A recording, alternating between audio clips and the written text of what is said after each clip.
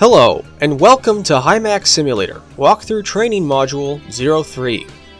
In this module, we will cover missions 5, 6, 7, and 8 of HiMax Simulator.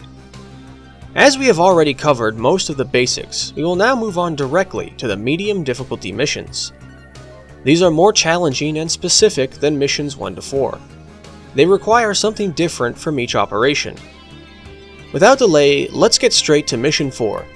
Each mission will now have a small initial briefing to cover the operation's completion more directly. Mission 04 takes place in Germany, an all-out blitz on an enemy base. This mission is a favorite for more experienced pilots, as it embodies the HiMax Rapid Breakthrough anti-armor role. However, this is merely the first part of the mission.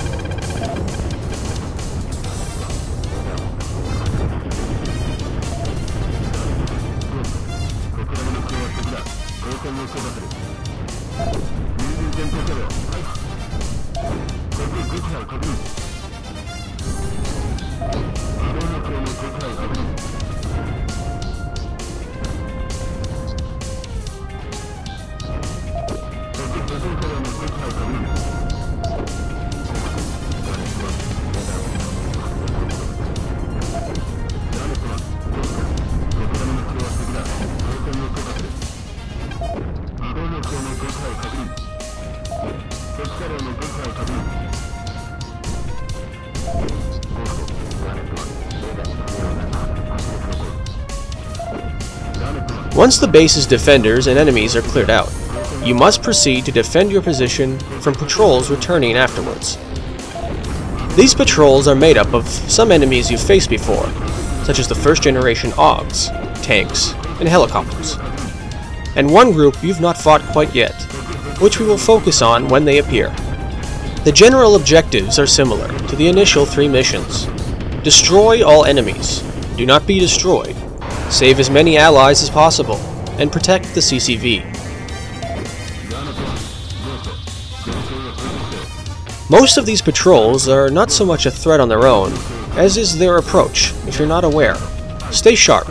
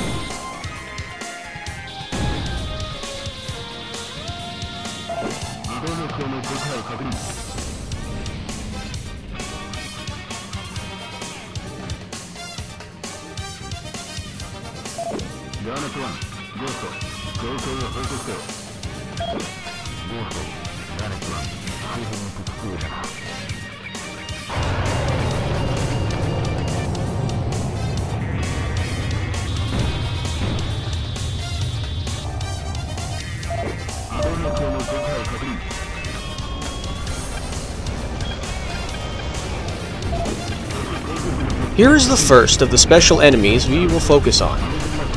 These are upgraded first-generation AUGs. They have a roller system installed into their feet for powered skate, not unlike the Type 12. This makes them hard to hit with your weapons. As well, they will fire off flares if you try to hit them with ATM from longer range. They are not any more resistant to damage, simply more maneuverable, and usually deployed in squads of 2 to 4 units.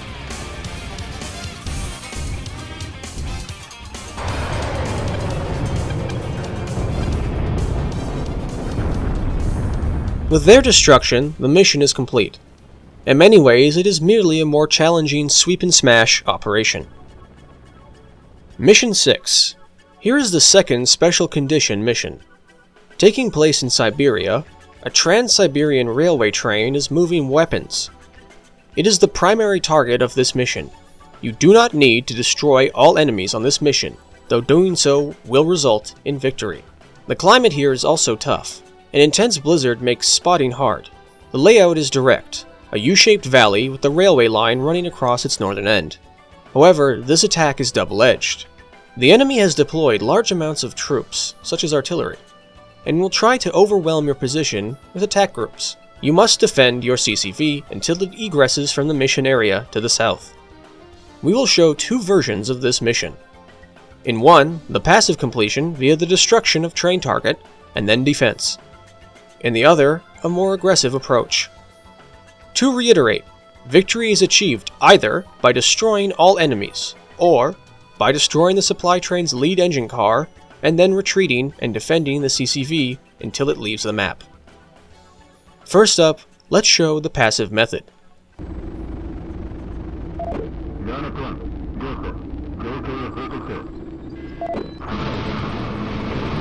Feel free to reposition allied RFE units as needed. Radar coverage and awareness is vital, but remember, ensuring the survival of these units may save your life.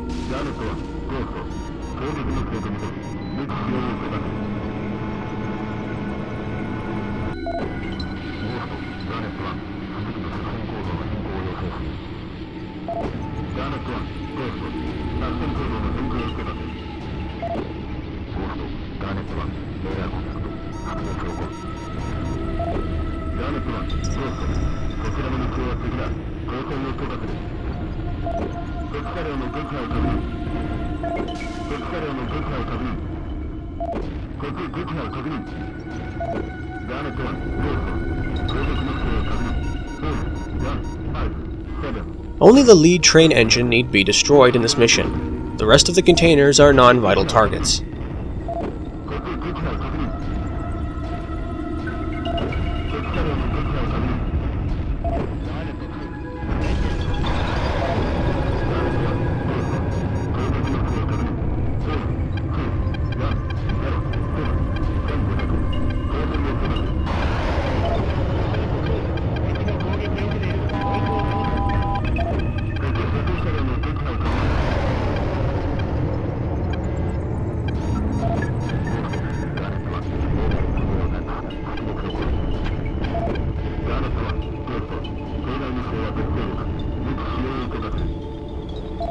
This mission features a much larger number of aggressive anti-air and roller units seen previously. Make sure you are ready to deal with these groups as needed.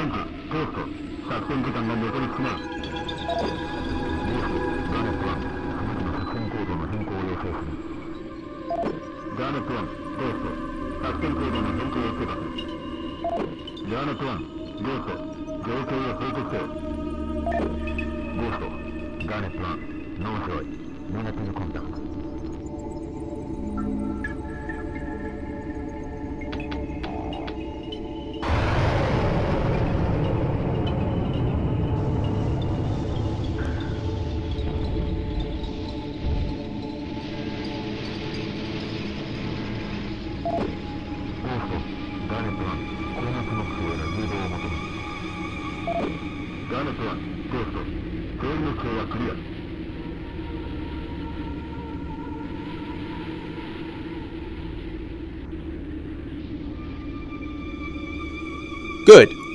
Now let's take a look at the aggressive method.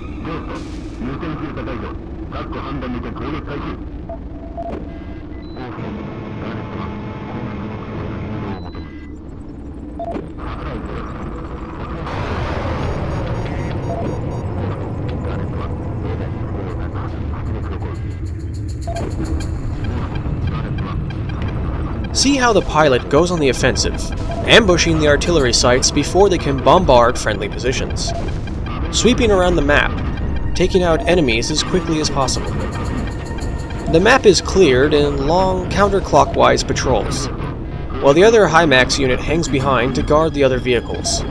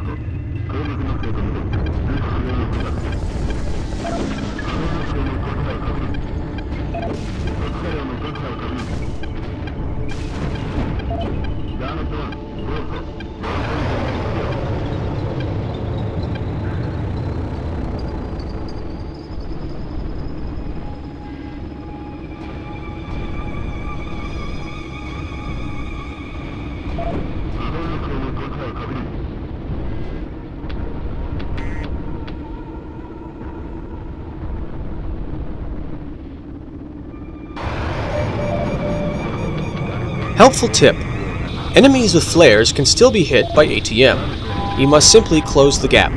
Keep this in mind.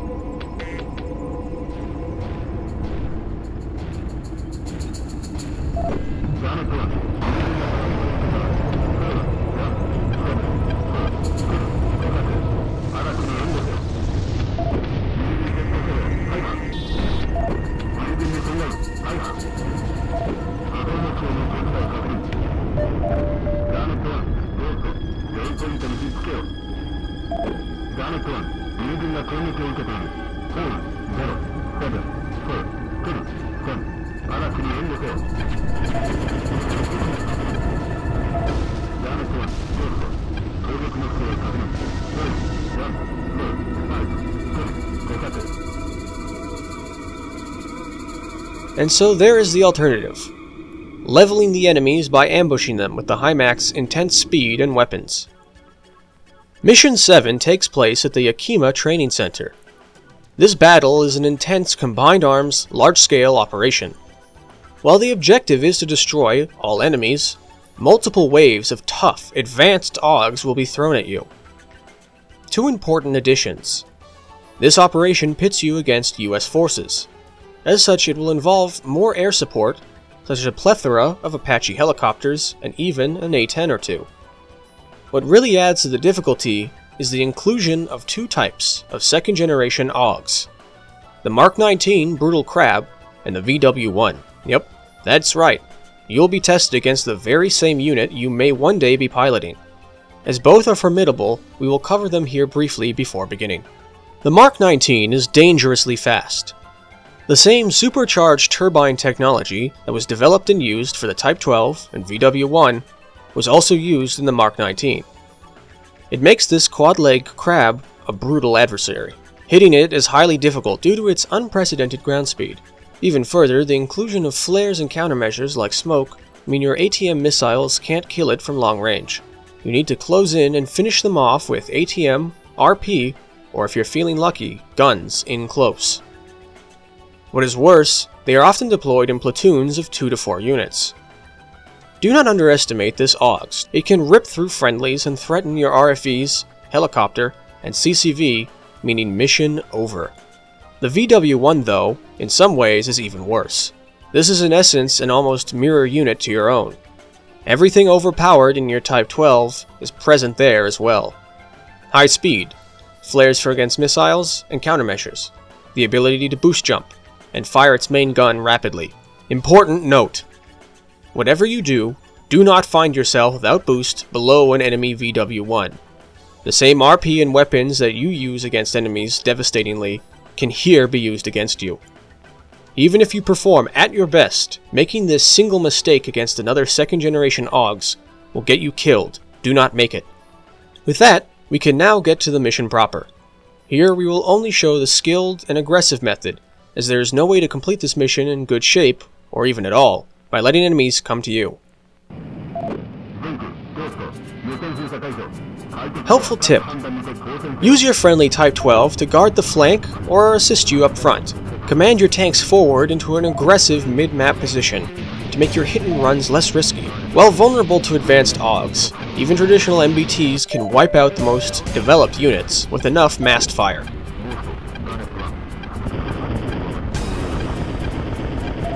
The initial phase of the mission involves thinning out American air units like their A-10 and Apaches that push into your formation.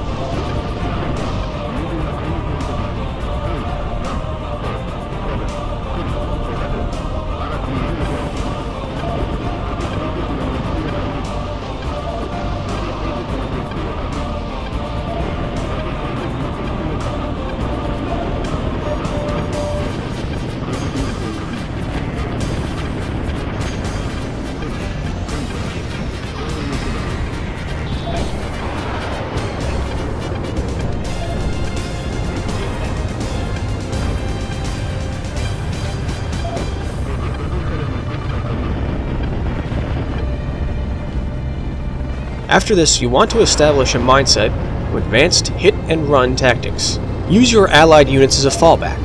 Move forward, hit the enemy units, then return to their lines.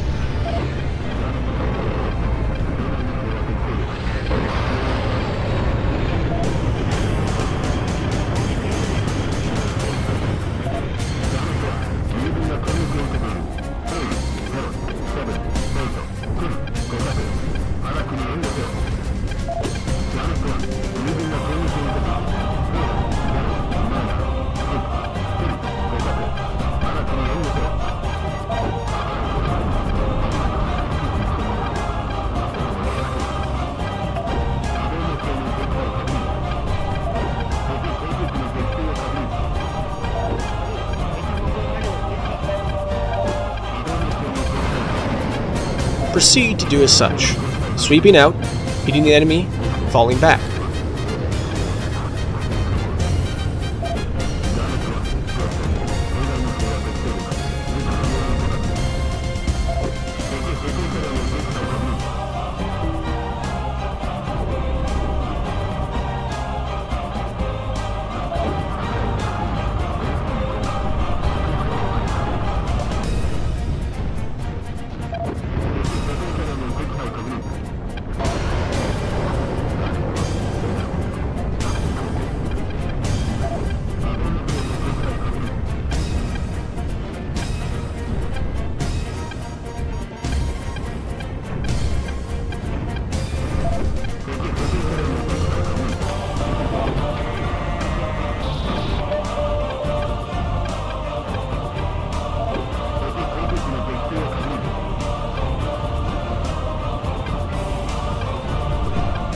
When the brutal crabs attack, you are entering into the later stage of the mission. Be prepared.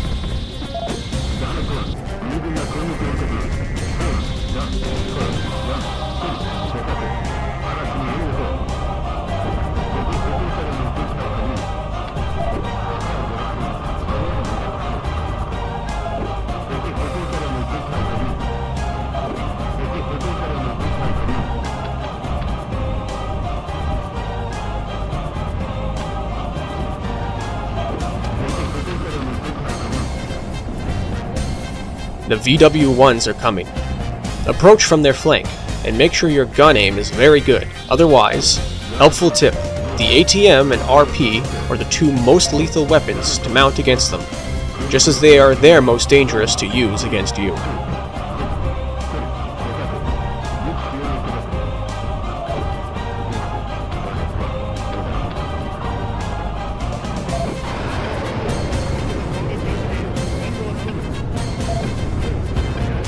With the VW-1s dead, you'll win. Or if enemies remain, sweep out on their end of the map quickly and try to find them. The operational time limit will not wait for you.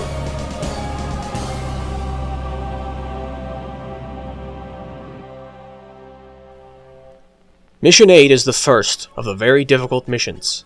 It's unforgiving and also specific. Taking place in Southeast Asia, it's a dense jungle mission with lots of foliage. The objective is not just to destroy all enemy targets, but also stop any shipments of weapons from passing through the area. The terrain and allies here are specific, and as such will be mentioned. A large enemy formation exists along the north of the operation area. To the western edge sits a large hill, with an enemy radar site on top of it. Enemy shipments will come down paths A and B, to the west and east of this hill, along with enemy formation C, moving along the jungle. If any of these formations escape to the southern border of the operation zone, you will fail the mission. There are also some other oddities specific to this mission. First off, it's the second and last mission with no CCV present. There is no CCV to protect or worry about. This leads to the second point. Instead of support fire being launched from a CCV command, a support fire package is launched on a timer roughly every 40 to 60 seconds. Switching to radar will let you guide it in. If you don't use it, you lose it. Thirdly, there is no RFVs present either. Instead, your awareness here comes from your own skills and from a small UAV. This UAV is largely too fast and small to be targeted by enemies, and as such can be repositioned free from hassle. Fourthly, friendly units will trickle in from the south. Position these units strategically to intercept enemy patrols before they reach the edge of the combat range. As a last note, this mission features the inclusion of a more, quote, advanced AUGS, the Oliphant. This Titanic AUGS is the single largest ever developed. Originating in South Africa and used primarily for riot control, it mounts an almost 200mm cannon. However, its size is also its biggest disadvantage as well. It is nowhere near as much of a threat as the Brutal Crab, VW-1, Type 12, or Jagdpanther, which we'll all cover in the next modules. Take it down with a concise burst of 120mm fire to its large target profile. It is slow and cannot evade or launch countermeasures. As with the last mission, we will only show an advanced completion method, so let's begin.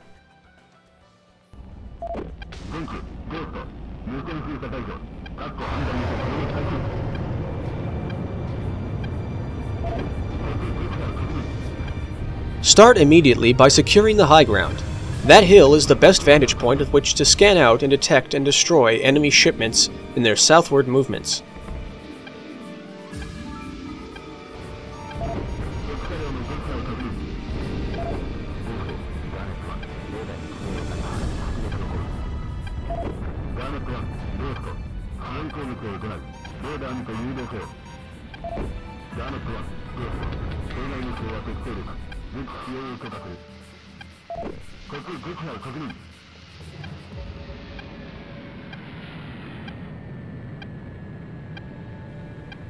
Once this is achieved, you must periodically decide which patrol is most dangerous, which area demands the highest attention. This mission is difficult because it has no set order to progress. The enemy will simultaneously send multiple patrols. It's up to you and your decision making as a pilot to decide which is the most vital.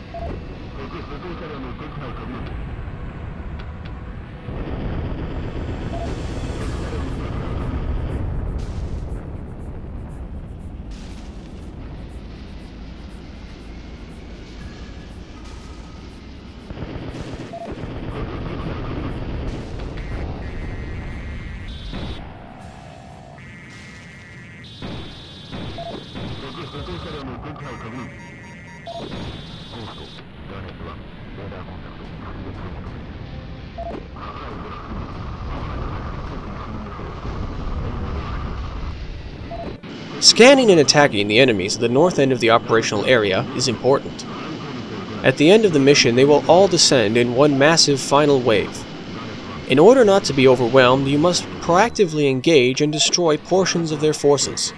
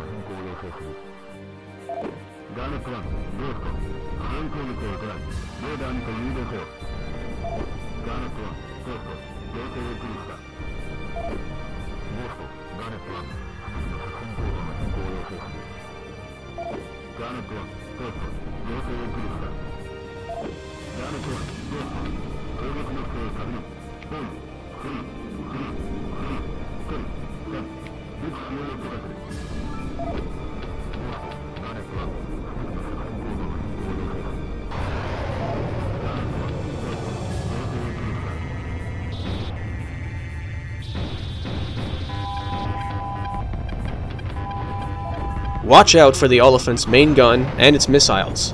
Getting hit deals severe damage and will one-shot kill you on harder difficulties, which we will cover later.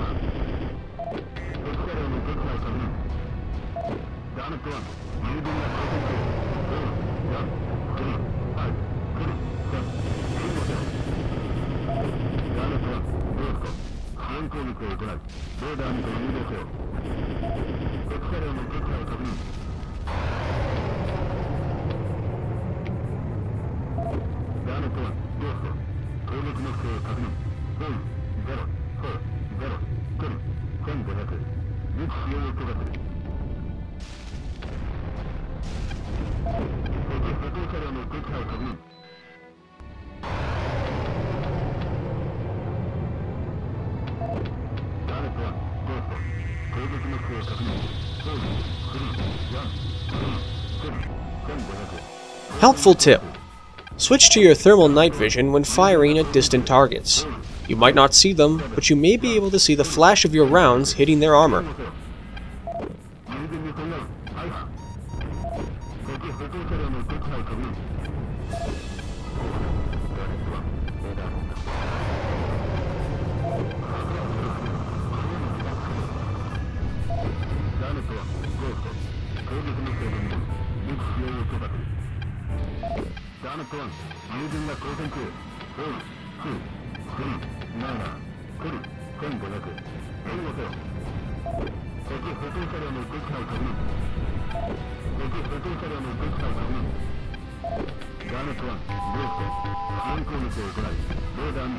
Here, this advanced pilot is targeting the other radar array just outside the eastern map boundary. This array is not a mission-critical target. Eliminating it is optional. If your mission is going poorly, do not prioritize it.